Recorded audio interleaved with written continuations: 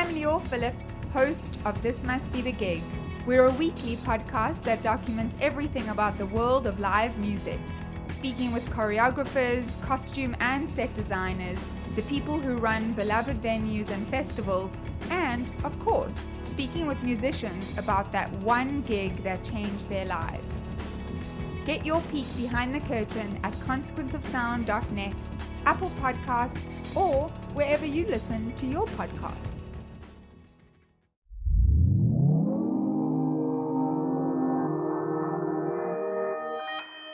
Consequence Podcast Network.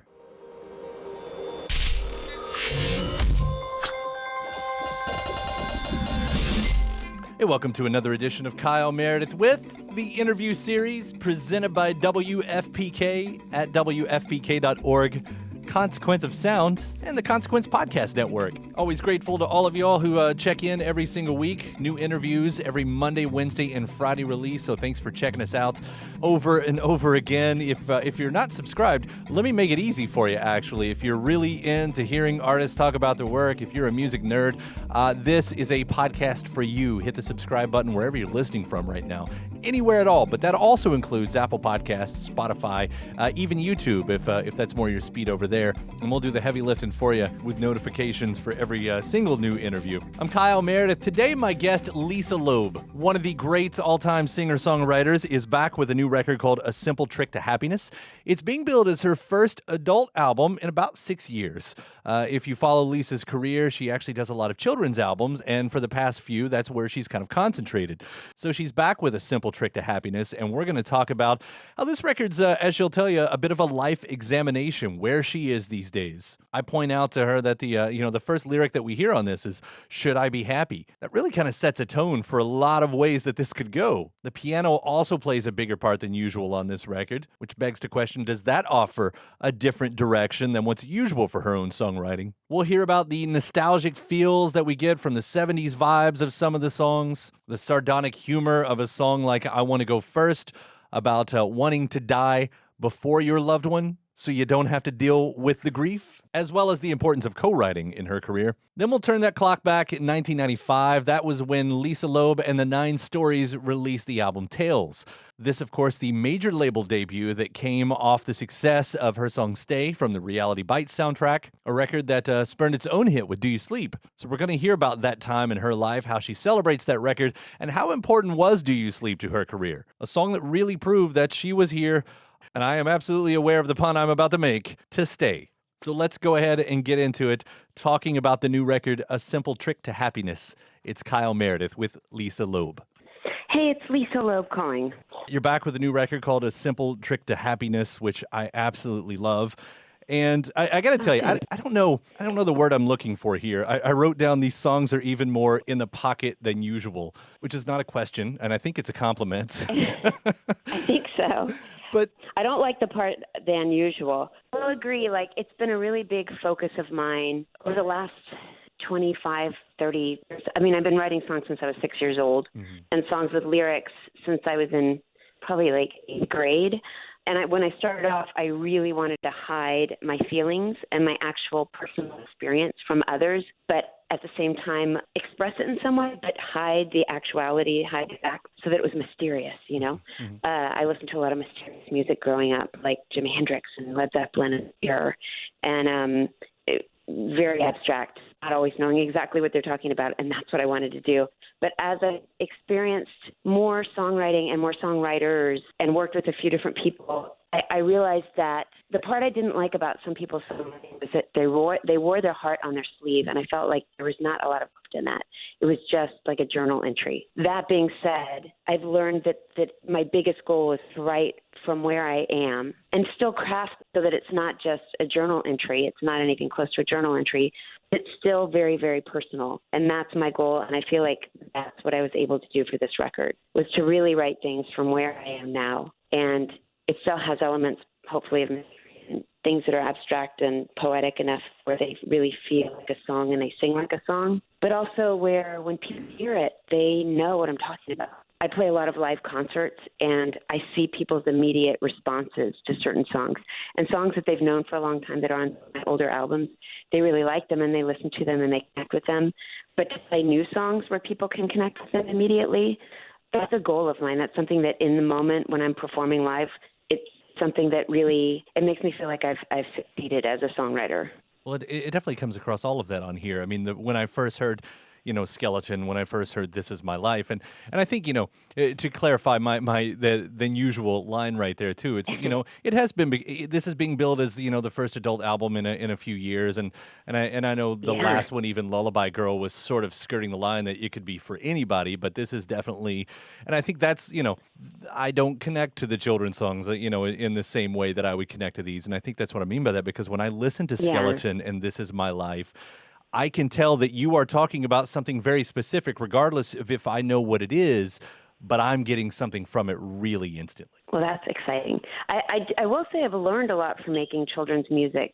I started collaborating probably a few albums before I made my kids' records, but in the past I really wrote all of my music myself, which can be very pure and very direct and can have that air of mystery, and it literally is mysterious. I know exactly what I'm talking about, but I don't have to sit and talk about it with anyone while the lyrics are being created. Mm-hmm. With my kids' music, on purpose, I collaborated with some people who had done kids' music more than I had, other people I just really admired for what they brought to the table with lyrics and melody and just company. We enjoy hanging out together.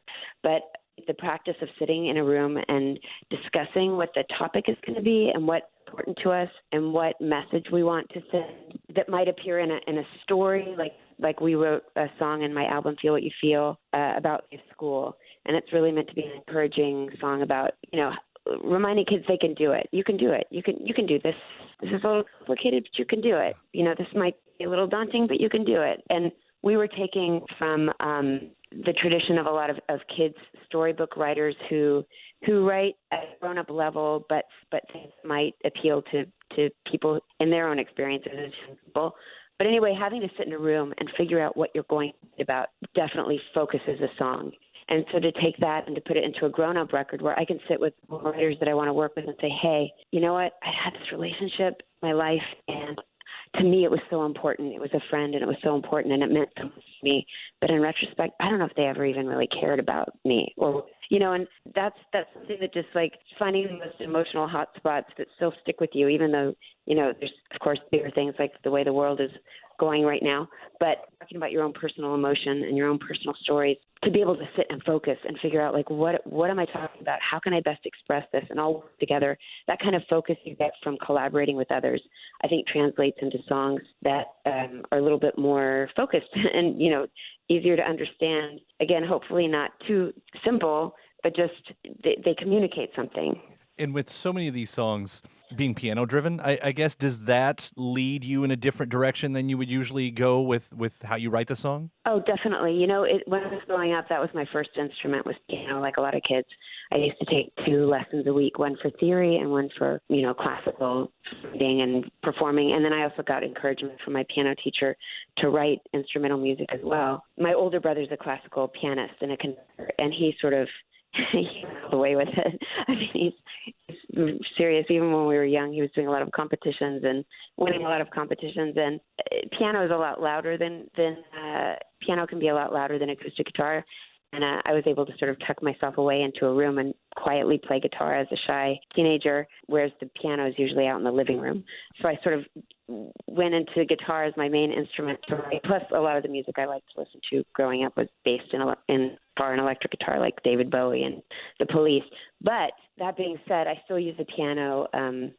I still use it to write, and the people that I was writing with are even, more accomplished on piano than I am. And it just has a different space. It has a very nostalgic, very sentimental place.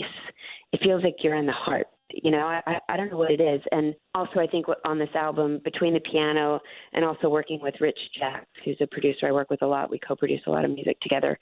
It creates sort of a modern, it's just a little bit more modern. Like when I was growing up, I was very singer-songwritery, and I still am. If you see me perform live, I've got my guitar, I'm strumming, I'm picking, I'm playing things, and I'm singing. But sometimes when you work with other instruments like piano, the pace that works well with piano, the space that works well with piano, or someone else playing guitar or ukulele or their instrument in a way that I normally wouldn't. It leaves a different space, and there's a different space for singing and for melody. And so we were really playing around with it, and it ended up becoming a very modern-sounding record also because of it, even though it does have sort of a nostalgic piece, piano feels. You talk about that nostalgic piece. I mean, I listened to Most of All, which has a great 70s feel to it. Those kind of moments pop up here and there. I don't know if that was on purpose or if it's what you're saying. It just kind of leads there. Yeah, we were definitely thinking about, we were thinking about a lot of things. There's certain newer bands that I listen to that I really love that we all, and you talk to most musicians and they love, there's just so much, again, it's, when you're a younger musician, it's all about like, look what I can play, and look at these guitar licks I'm playing, and look how fast I can strum, and how high I can. And I think a more experienced musician can say like, well, what makes this song? What works for this song? And Most of All is a song that they're kind of like choruses. It feels almost like the bridge. There's a more open section. I just thinking of Elton John, Someone Saved My Life Tonight, where there's these big soaring, almost like voices that sound almost like violins.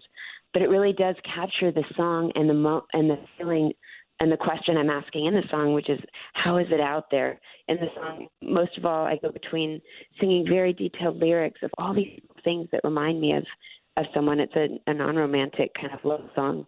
And then we flip to the section, how is it out there, which is this big, soaring, vast, open, very simple lyric, and it gives you space to sort of bring in your memories and wonder, where is this other person and how is it out there away from me? How is it out there and we're not together? But it is that thing where the drums are kind of thumping the guitar. If you really listen to musicianship, it's way up there, but it's also subtle. When you take a song like that, I'll say this, as a listener, you listen to any record and you start to wonder about if the person's talking about their own life, and you talk about this being a very personal record and everything. The album starts with the question, should I be happy? Is this a life examination album for you? Is that how I can hear it? It is. I think it is a life examination album for me. I am a woman in my grown-up ages.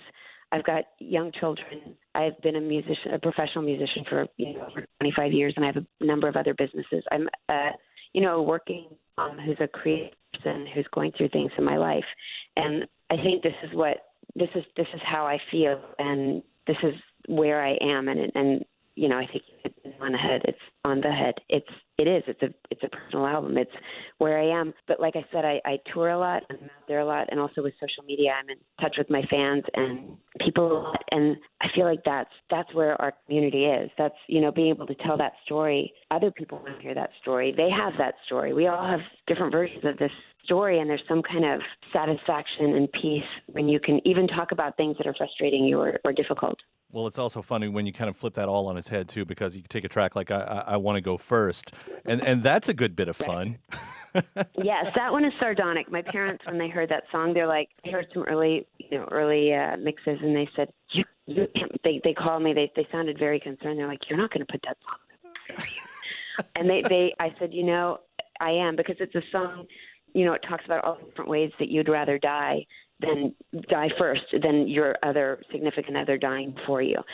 I don't want to die. I never want to die personally as me. I want to live till I'm a million years old because I love life and its ups and downs.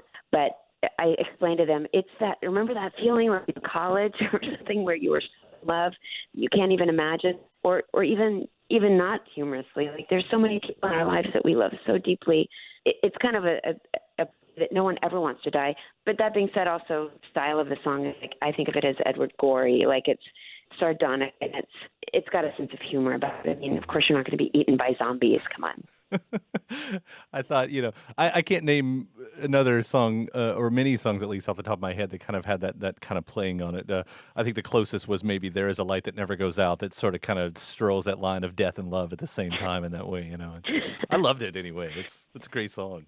I also want to hit really quickly, just because I feel like the other two times you and I have talked over the years, we've thrown the anniversaries in, and this year is no exception, where every year becomes an anniversary, and the record Tells turns 25. this year, which is fun. I don't know. Do you take the moment to kind of celebrate that along the line at some point in the year? I know it's really not till September that it celebrates. Yeah, no, I love celebrating. I'm a very nostalgic person. And, in some ways, those things are so far back in the past. And in other ways, they still feel very present to me. I remember writing those songs. I remember being in the studio. I remember conversations with the musicians and creating the album artwork and picking the exact right color of green. And the green didn't match on the CD cover and the CD booklet because the CD booklet was uncoated paper. we had a CD tray that only in Canada they were able to make it with sparkly pink plastic. Apparently in the U.S. they couldn't do it because it wouldn't ever work, even though they did it in Canada. But I remember everything about the album. And again, I get the bonus of being out there still playing those songs. They mean something to me. They mean something to my fans. And so it's exciting to celebrate that time and then also still be able to play a lot more current music and everything in between. With, those songs, do you find that, whatever the topics were specifically from song to song on that record, writing about the same topics nowadays, this day and age or whatever, coming at that from different angles, is that really noticeable as you're still songwriting? I think the big thing, again, to me is the ability to collaborate and to take myself out of sometimes what I would normally do. Like, I still write a lot of very similar songs. I can't help it. It's just who I am, and I'm writing all the time. But what helps me most is with production and instrumentation and arrangement to try to figure out how to approach it differently or more simply. But often, a lot of themes in our lives, it's what human life is about. A lot of themes sort of come up over and over again. Again, there's things that I try to touch on here and there, which are hard to do, like, and it's easier to do a little bit more in the children's music world. I don't know why. I think it's just because it feels more, I don't know, it just feels like more of the right place to talk about things. I haven't written about the environment yet, but there's, so many things, there's so many things that I'd like to be able to touch upon in music, because when I get out there and actually play live, there are situations in which it really demands that. Like, I did actually do one of those songs on my new record called Sing Out. It was a song that was written specifically for a Pride event in Nashville. I wanted to write a song about celebrating ourselves and being who you are. To me, it supports the LGBTQ community as well as humans, people being themselves and celebrating that. It's almost like a Zen practice. It's almost like a meditation practice. I write, and the goal is to continue to bring myself to where I am. I tell songwriters this a lot too. It's hard to teach people to write songs. I do think it's important to write from where you are and not try to be someone else and not try to sound like someone else. So many themes all of us write about because that's the human experience. But your own personal take on it is the thing that makes it different. There has to be something about the way you are in your world and the way you see things and the way you relate to others that expresses your own personal experience, and that makes it really unique and really different. So it's sort of have to return to that every time I come back to the page and come back to the guitar. It's like a Zen practice because it can be really repetitive, but to be able to try to get back to that same place, but understand what nuances, what things are slightly different, and how to best express that through music and lyric is it's a real challenge, but it's exciting when you can strive for that. I would ask about one song on Tales too, because "Do You Sleep" ends up becoming a great single off that as well. And I wonder, coming off of "Stay" and all of the popularity and the history that we know of that song, did it feel like a relief? Did it feel like justification that I am more than one song when "Do You Sleep" does become its own sort of hit? Oh my gosh, so exciting for Do You Sleep to become a huge hit. And what was especially exciting, Stay was exciting because it was a song I made independent before I was signed to any major label. We did it the way we wanted to. And it was a great seed for having confidence from the business world of music saying, oh, Lisa knows what she's doing. They did this independently. And they know what their music should sound like. They don't need to be sort of controlled by the major label. Sound like Do You Sleep was actually written way before Stay. Wow. Do You Sleep was written in college, and I used to perform it with my friend Elizabeth Mitchell and our band Liz and Lisa at Brown University. So to me, I had always wanted it to be on a major label album, and I actually got signed to a major label and got to put it on Tales. But that also meant a lot to me, knowing that this thing I had been doing for such a long time and that I wanted to do when I grow up, be a musician, I was already doing it. And this was, song. And it was actually funny to hear people say, "You've grown so much in your songwriting." The song "Stay," I was like, "Yeah," except I wrote it like 6 years before I wrote "Stay," but 3 or 4 years before I wrote "Stay." But it was funny that was that became. It wasn't funny. It was very exciting that became also a popular song. Well, it still sounds great today. That album does. The stuff in between. I love the new record, A Simple Trick to Happiness. It's been, it's always fun following your career. So I thank you for the new music, and especially I thank you for the conversation today, Lisa. Thank you so much. I appreciate it. All right. We'll see you around. Awesome. Thank you. Maybe we'll see you in Louisville one day. Absolutely. Come on by. I would love that. Thank you so much. All right. Take care. Thank you. Take care. Bye. My thanks, Lisa Loeb. The new record is called A Simple Trick to Happiness. And this September is when the album Tales turns 25. But don't let me stop you from celebrating now. Now, Lisa and I have talked to you a couple times in the past, so I'm going to include those interviews here as well. This one is from 2017, talking about the record Lullaby Girl. Now, she had originally planned to record just a new children's bedtime record, but with the opportunity provided from a collaboration with pianist Larry Goldings, Lullaby Girl became much more than something just for the wee ones. We got to talk about how the LP turned into a concept record full of gorgeous covers and a pair of new originals. And we also got to discuss the 20th anniversary of her Firecracker album and the story behind its hit, I Do. Part 2 of Kyle Meredith with Lisa Loeb. How are you? Good. How are you doing? Beautiful new record. I really do love it's Lullaby Girl. This I guess you'd call it a concept record, right? Yes, it is a concept record. It was it's kind of a follow-up to, well, it was supposed to be a follow-up to my Nursery Rhyme Parade album that I made with Amazon. And I made a record after that, which was Feel What You Feel, which is a collection of original family-friendly songs, mostly originals. There's one cover song on there. But after that, Amazon asked if I would do a lullaby record, and I think what they had in mind was something that felt a lot like my Nursery Rhyme record, which I really enjoyed making. It's a record that is very simple, and it almost sounds like I'm a mom in a room singing to a kid with just a handful of instruments, selected instruments per track, and a little bit of harmony. But instead, once we got into making the record, this new record, we sort of went a different direction. We decided to start doing cover songs. We started playing around with ideas for songs we could include on a lullaby record, and I'm working with Larry Goldings and Rich Jacks on the record, and Larry's an amazing jazz pianist, and we've worked together to do a standard or two, and we keep wanting to work together to do more standards. So when it came to this record, we realized, wait a minute, we could kind of cover all of our bases.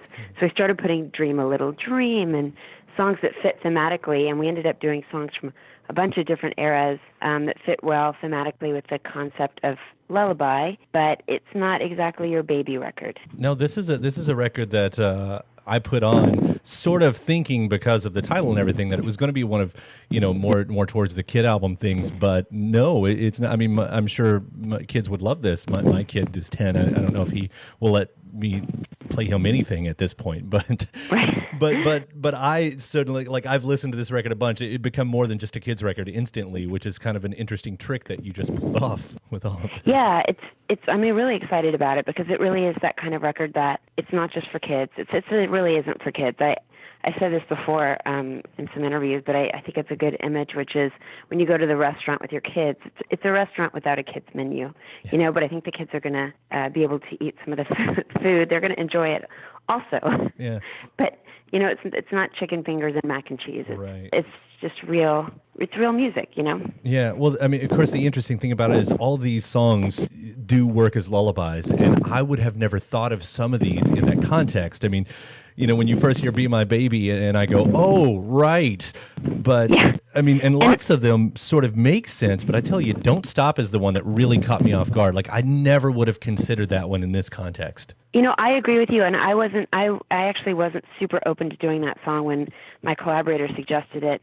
Rich Jack said, you know what, we're talking about songs about dreaming, and we had already, Larry and I years ago had started working on that waltz sort of version of The Sun Will Come Out Tomorrow. We took something that's normally more of a big march, and we turned it into a 3/4 kind of lullaby waltz thing. And our collaborator Rich was like, you know what, we should do Don't Stop Thinking About Tomorrow. And that song is always, some Fleetwood Mac songs I love, but other ones kind of scare me a little bit. And that song, I don't know, I was just like, I don't know about that song. But once we started working on it, it did take on a whole new life. it's interesting, too, because it gets to the core of the theme of the song, which doesn't necessarily have to be about a relationship, a romantic relationship. It can really be about life and about, tomorrow's a new day, and we can put the past behind us and move till tomorrow, and that's a really positive message for anybody, really. Yeah, especially, for a song that I think all of us have heard more times than we can count. I mean, this is one of the most popular songs in history when you talk about, radio airplay and music videos and all of that. And to find a way to give it a fresh listen, I mean, that's nearly an impossible task. Yeah, it was really fun. It's definitely one of those experiences, even for me, where it takes a minute to figure out, like, wait, what song is this? And then you get to the chorus and you're like, oh, okay, right. I get it. Were there any other songs that was particularly challenging in that sort of way? I think it was more exciting than challenging. Like when we recorded The Sun Will Come Out Tomorrow, that's just something I've always been excited to do, that take on that song. Mm-hmm. Dream a Little Dream in My Room was really fun to approach. It wasn't drastically different from the original. It still has that kind of thoughtful, introspective, slightly melancholy, dreamy, a little haunting quality, which worked well both thematically and sonically for us. I think Inchworm was the only one I wasn't familiar with beforehand. I don't think I've ever heard that one. That's one of those songs, for me, I'm super familiar with it.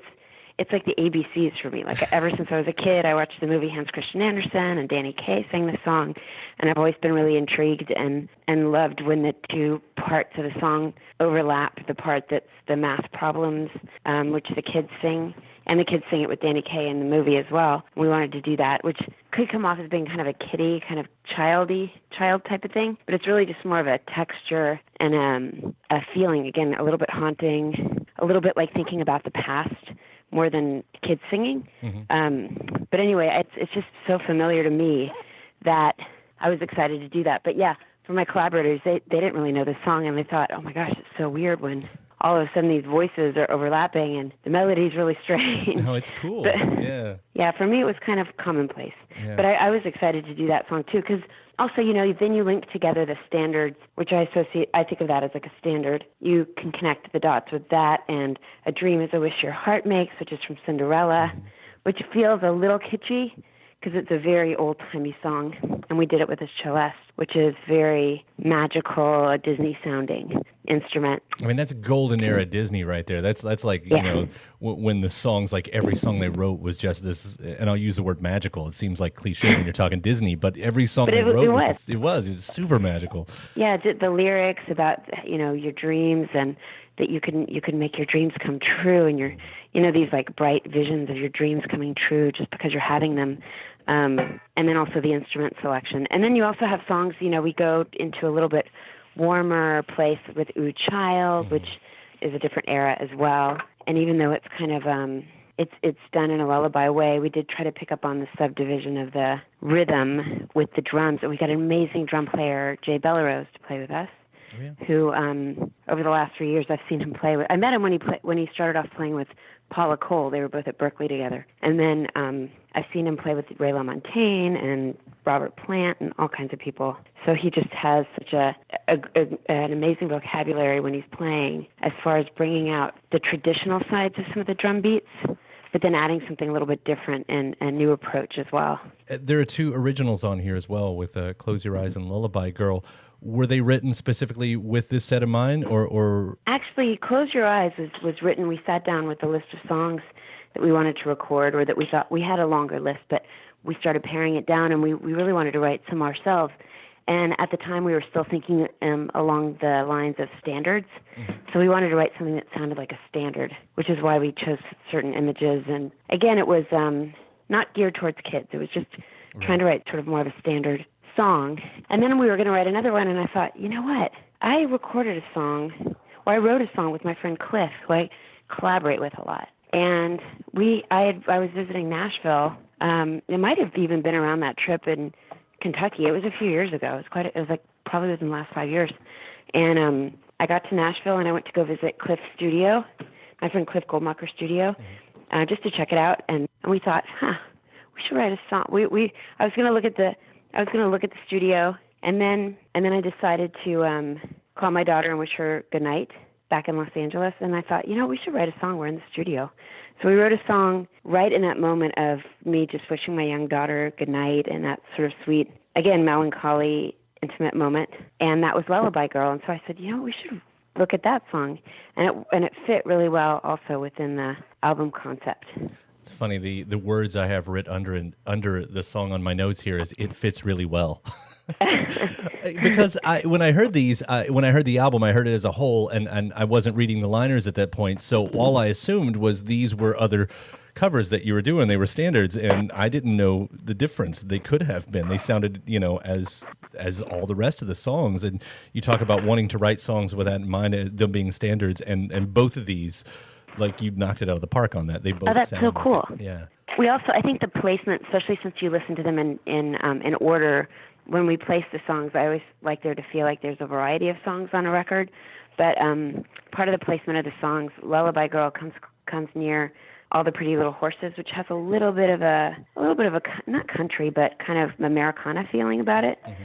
And Lullaby Girl is kind of bridging that gap between a standard and like a song that you'd hear from the 70s, maybe a James Taylor song, and a standard, Right. So that's sort of where we placed it on the record as well. There's such nice songs, and I loved your performance on TV the other night too. So it was probably a couple weeks ago at this point. So speaking of online, though, I didn't want to get out of here without bringing up 20 years of Firecracker. I saw that you were celebrating that as well. And yes, because it was last time we talked, I think that was the anniversary of Reality Bites, and I thought, of course, now the anniversaries will just keep coming.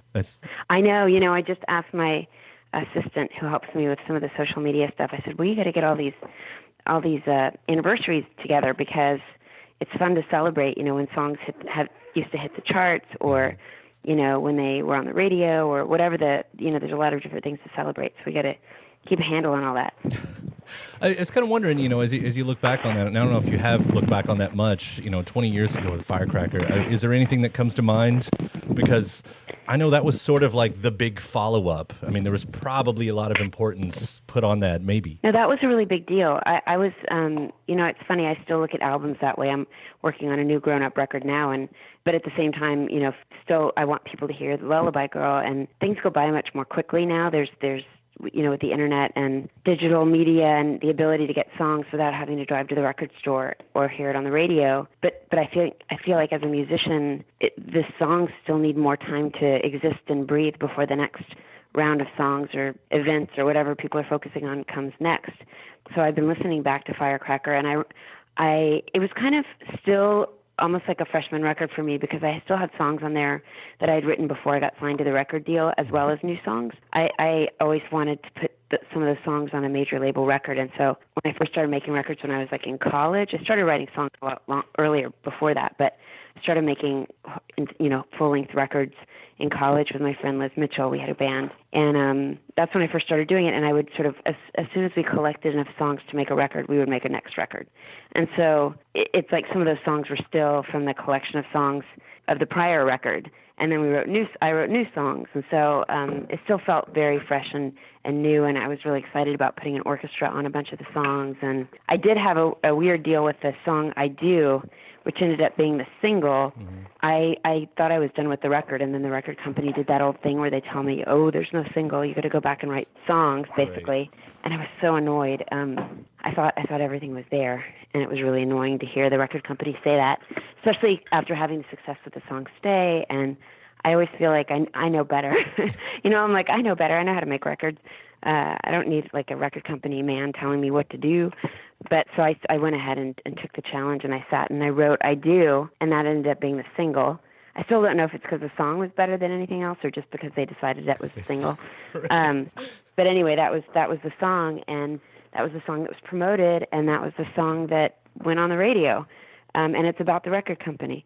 Oh, it's so funny. You don't hear it, but I do. You don't hear a single, but I do. And that's what that's about. And so it's funny that was the single. I think that's happened a few times in rock history, and every single time it's hilarious, the way that works out. Yeah, I'm trying to. There was one from the 70s. I can't think of what it is. And then I know I was listening to the radio one day. Nielsen did that one time, but of course he did it in a way that they couldn't play it. Like, oh, you want me to write a radio single? Right. Well, F you. Yeah, exactly. This was like, I just was like, okay, what is a radio single? It's something with broad concepts, something, with broad sentiment, like, everybody feels this way, that kind of thing. Chord progression that comes easily to my fingertips which that chord progression was, one of those types of chord progressions. And I was like, okay, well, I'm going to write a song like this. And then, of course, that's the song that does become the single. And it's funny, I heard Sarah Bareilles' song, I'm Not Going to Write You a Love Song, and I heard that, and immediately I thought, I bet this is about the record company asking her to write a love song.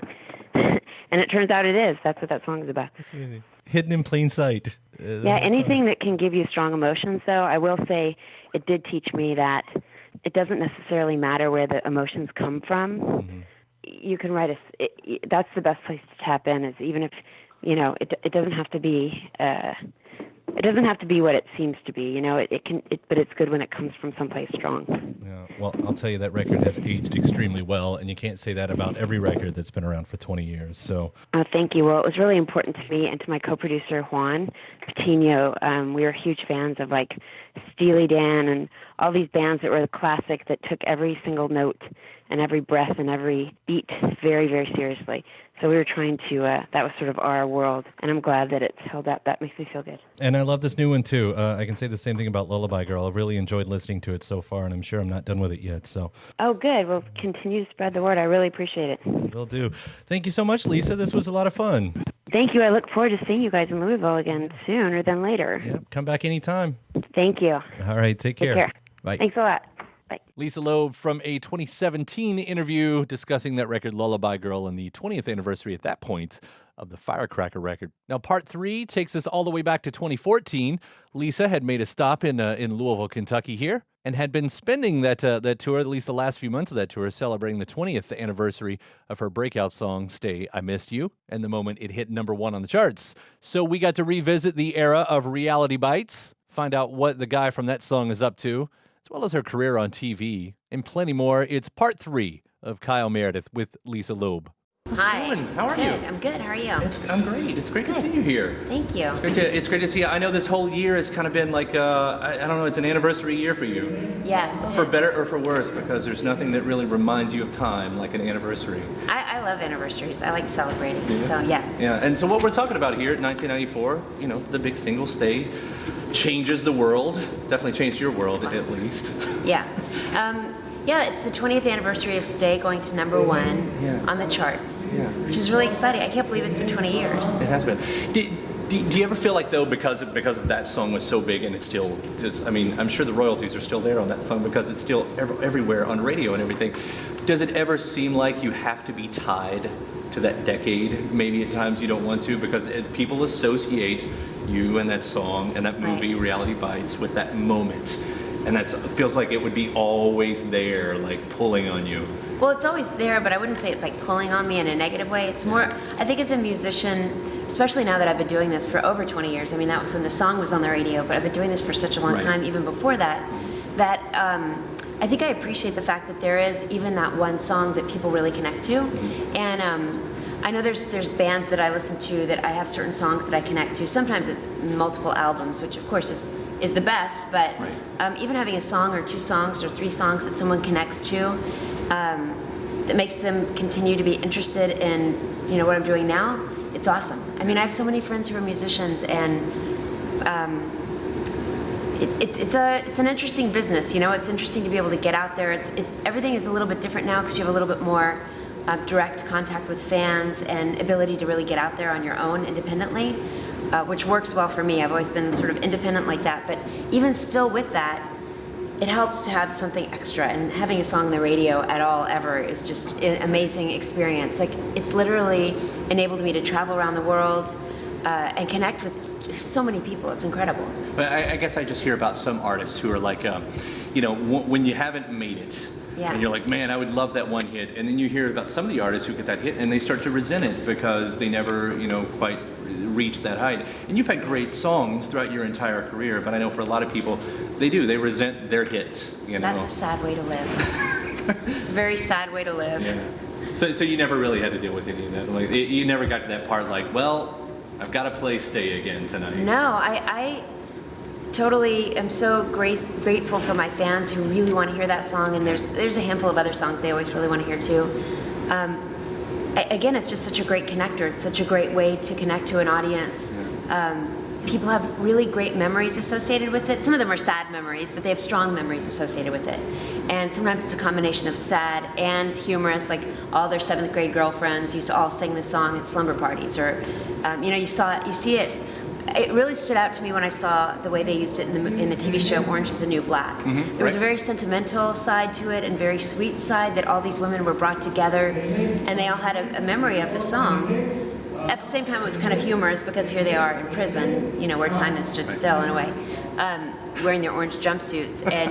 But also then it comes back to that sentimental thing again, where it's like, wow, like these are people from all different places and they really connect on the song. So I don't know, for me, I appreciate it so much. I think maybe I've seen some of those musicians too. I can't name any in particular offhand, but I've seen people who resent their hits, who resent the things that actually got them to connect with people in the first place.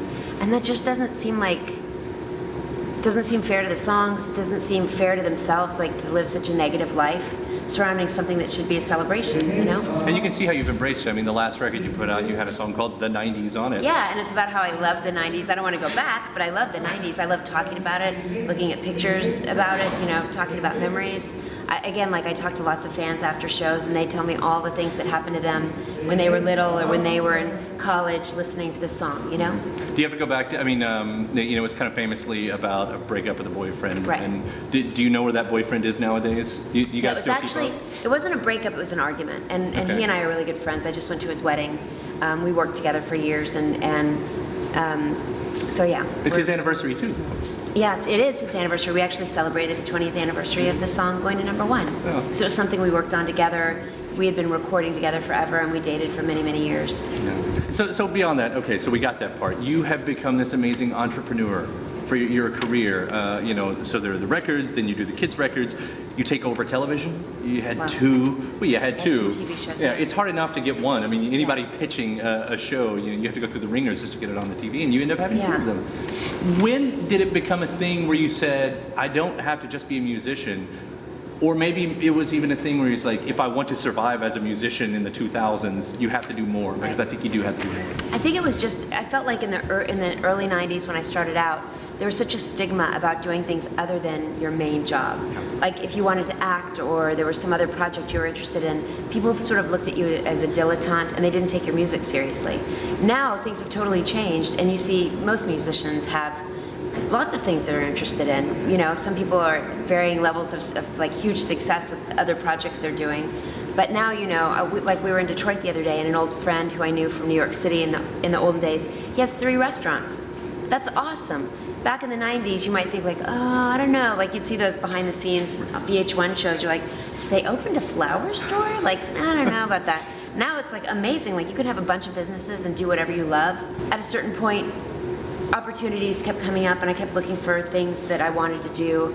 Like with my Food Network show, I had put a record out called Cake and Pie, and I had a friend who was a chef in Arizona, and we thought it would be really hilarious to do a live show. I was working with Dweezil Zappa at the time and dating him, and we thought it'd be hilarious to play music and then have a pie oven roadie, and he would be on stage and then make pie, and it would be a food demo and a music thing, and we would do this live and then give people a taste of the thing that we had made, and they'd hear music. It would be like a full sensory experience.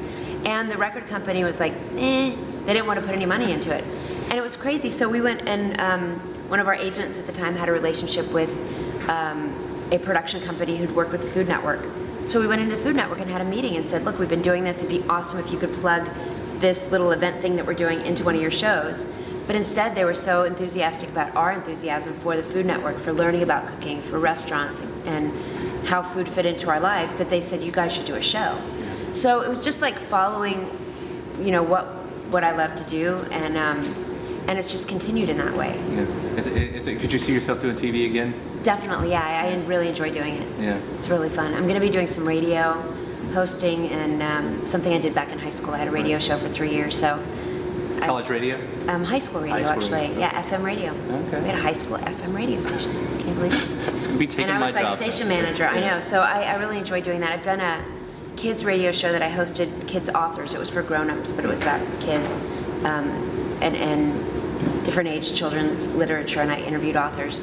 But this is going to be something I'm doing for Sirius XM. That's cool. Yeah. So being an indie artist like that, because that's where the story begins. You were the indie artist who hit the top of the charts, and here you are. You're an indie artist in 2014, 20 years later.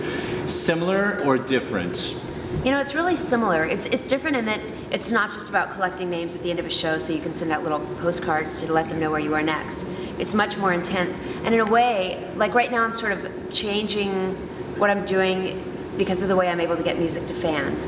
For years I've been writing all these songs that don't end up on albums because they don't fit on a particular album. And they go by the wayside. But now I'm going to start, all the songs that I've been working on, I'm going to start putting out one at a time. And they might not all relate to each other, but they relate to how I am and what I'm doing at that moment. And because I'm always kind of on tour, it gives me the ability to play new songs whenever I'm playing live. So it keeps it fresh for me. I'm able to get the music out to people. And this is something we wouldn't have been able to do back in the day. Right. Like you'd have to, make an actual CD or an a actual cassette single tape. Every single time, right? Yeah, and because we can record a little bit more easily in some smaller studios, and people are used to playing more instruments. Like, again, it's fun to go in with the entire band into a real huge studio with a big drum sound, but you can get a lot done in a smaller space, just like we recorded Stay. Right.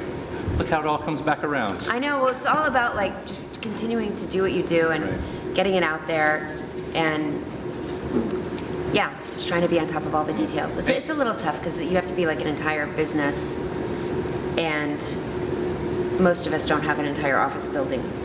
So. Yeah, but beyond all that, I also read that you're going to be doing a musical, I have a kids musical. Yeah. A musical or theater company in Miami commissioned me to write a musical based on some of my kids' music from my album Camp Lisa. There was a song called Best Friend about when you first meet someone and you don't like them at all, and then eventually you get to be really good friends with them. So they commissioned a short play, and this guy named Marco Ramirez, who's a playwright, wrote the play, and my friends Michelle Lewis and Dan Petty and I wrote all the music, and they put it up for a couple of years, and now we have additional writers rewriting. They just finished rewriting the play, and we wrote some different songs, and it's being developed and put up in New York City at the Atlantic. It's called the Atlantic Playhouse. I don't know the exact name. That's exciting. It's at the Atlantic, and it's going to be up in the spring. Yeah. Wow. It's really great. And you've been working with other writers. You're talking about working with other writers right now. I know the last record has some co-writes with Maya Sharp. Oh yeah, I wrote with Maya. Yeah, great one there. Was that new for you? Was co-writing new for you? Or is that something? It was because like you're still messing with the formula, I guess, of songwriting of how you do it. I still have this voice inside of me, which I've had forever, which is I want to do it all myself. But in reality, I had the opportunity to collaborate. I went to Cuba for a songwriting thing where every day you wrote. Well, actually, we had 2 different writing sessions during the week. One of them was with Burt Bacharach, who's one of the guys I got to write with. Wow. I know. And then another one was with a Cuban musician, and it was interesting. Both the sessions went really differently, but it was an interesting foray into collaborating. But then what really helped was I was invited to go write at Miles Copeland's castle, and that's Stuart Copeland from The Police. His brother is the manager, and he puts together these great songwriting weeks where there's artists, professional songwriters, people from different publishing companies, and every day you're paired up with 2 other writers. And you write a song a day. Yeah, and you write a song a day and you record it, and then you all play it while you sit and eat dinner and drink wine. So I was there with my friend David Poe and Duncan Sheik, and Maya Sharp was there, Keith Urban was there, Kami Lyle, I don't know, just all these different musicians. Sometimes Cher is there. I wasn't there, unfortunately, when Cher was there, or Carly Simon. But it was amazing. One day was really tough. The next day was really easy. The next day I wrote with this guy, Paul Thorne. We wrote the song in like 30 minutes. It was called Porno Magazine. It's an awesome song. That sounds exactly like a Paul Thorne song. It was totally a Paul, and it was so much fun to write, and it was so quick, and we just did it. Does he stop and tell stories the entire time like he does on stage? He's a good storyteller. He's just great to hang out with. I don't know, he's really sweet, and he's just a little over the top, and he's just so earnest and hilarious. But so that really, I was like, wow, I wrote 7 songs or just 5 like songs or whatever in a week. That could have taken me like 6 months by myself. Do you see a difference in the quality? I see. Like something that you really can fret over and everything. It depends. Sometimes the quality isn't as good because really, sometimes with collaborations, especially when you plan to write a song and be done by the end of the day, sometimes it's not as well edited, or I don't know, sometimes it doesn't come out quite right. It's not bad, it's just... It's a seed. It's like a quilt. It doesn't feel like like a song. It's not like put together exactly. Other times, it doesn't matter that it's been done in a day. But that's such a big lesson for me as a songwriter, because like I can, overthink a song to death. And sometimes, usually, those are the songs people don't connect to as well anyway. So it just reminds me to keep writing. And like recently, I'm working with a band called Imagination Movers, who's a kids band that we watched on TV on Disney. They're great. They remind me of like the Police, kind of like they're really like a real band. My daughter got me into them. We connected on Twitter and we started working on a song together, and it's awesome. Like it's the way they write together. These 3 out of the 4 guys were there, and the way they write is so different than I've been working with some other people in Los Angeles, or this guy Cliff Goldmacher, and I wrote a couple songs. One that's coming out soon called Light, and everybody just works really differently, and it's such a relief to be able to get out of my house and my daily business and all the stuff I have to do, and just be able to sit down and focus really hard for 3-4 hours a couple of times and write a song and learn about another person's process. And songwriters, we get to hang out and talk. Just hang out and talk, and like it's kind of like being in a bar, but not like you can actually hear each other, and it's just very connecting, which is nice. And you end up with this song, and then again, like when you're not talking about making albums, that it's like this album or nothing, right. And then you're not gonna put another album out for 2 years. Like it's less precious, but it's just very connected. I don't know, it's really a cool thing. Yeah, well, 20 plus years into your career, it's gotta be nice to find all of these different types of inspirations. So. Yeah, and it's sort of like growing up too, because I'm less, although I still write on my own, I'm learning to be less like egocentric about it. I'm gonna like, it's okay, I listen to all kinds of bands. I don't care if there's 5 writers or 1 writer. I still was listening to Elton John yesterday, and I couldn't believe, I was like, wow, he didn't write these words. Yeah, that's all Bernie, It sounds right? like it's him, and it's like, I don't care. He owns it. I mean, it blows my mind as a creative person. It blows my mind that there he is as a performer singing this song, but we don't care as listeners. Sure. It's an interesting fact, but we don't really care. We just want to hear the song. Right. Good song's a good song. And I can't wait to hear all the rest of the good songs that you're about to put out. Oh, yeah. I know you're a Cowboys fan, right? Yes. How are they going to do this year? 9-4 so far. I think they're doing really well, right? 9-4, yeah. They just won the other day. So. I don't follow them as much as I should, but they're my team. They're America's team. They could be your Cowboys. team. Yeah, they're America's team. Lisa, it's so great to meet you. Thank you. To talk to you. And thanks for stopping by. Thank you, I appreciate All it. right. And that wraps up the 3-part interview set here with Lisa Loeb, that one from the 2014 era. Again, the new record is called A Simple Trick to Happiness. Thanks to you for checking out the interview, especially if you made it all the way to the end. I do hope before you get out of here, if you're not already a subscriber to the series, we've given you more than enough reasons to do so. Hit that subscribe button right now so you can keep up with all of the new interviews. Also, give the series a rating, leave a review if you feel so inspired as well, or just a hi, hello in the comment box or what you dug about the interview. After that, head to WFPK.org, where I do a show Monday through Friday at 6 p.m. Eastern, an hour full of song premieres, music news, anniversary spins, and bonus interviews. Again, that's WFPK.org. Consequence of Sound has your music and film news. You can find me on any social media platform at Kyle Meredith. And that does it for another edition. I'm Kyle Meredith, and I'll see you next time.